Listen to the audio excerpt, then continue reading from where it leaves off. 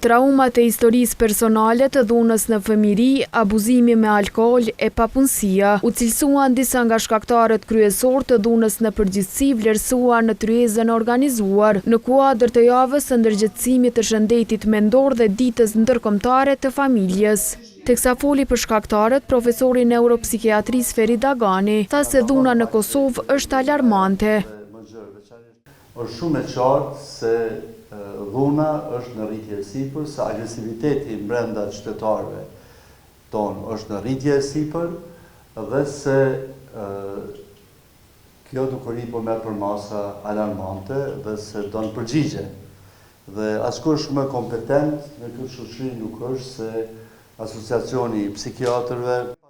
Sipas statistikave që u prezantuan në këtë ryezë, vetëm gjatë vitit 2024 në Kosovë janë raportuar 2959 raste të dhunës, e 80.6% e viktimave ishin gra.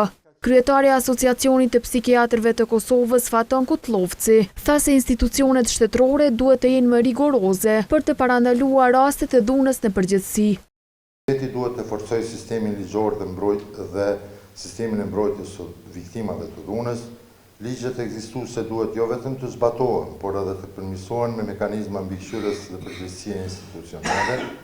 E dyta, duhet të rritet qasja në shërbimet shëndetit mendor në çdo komunë. Psikiatrët dhe psikologët nuk duhet të jenë luks, por nevojë themelore në shkolla, qendra shëndetësore dhe në gjykata. E treta, të investohet në edukat emocionale dhe ndërgjegjësim duke filluar nga kopshtet deri në universitet. Po ashtu, sipas statistikave që u prezantuan në këtë ryezë, forma më e hapur e dhunës në Kosovë është ajo psikologjike.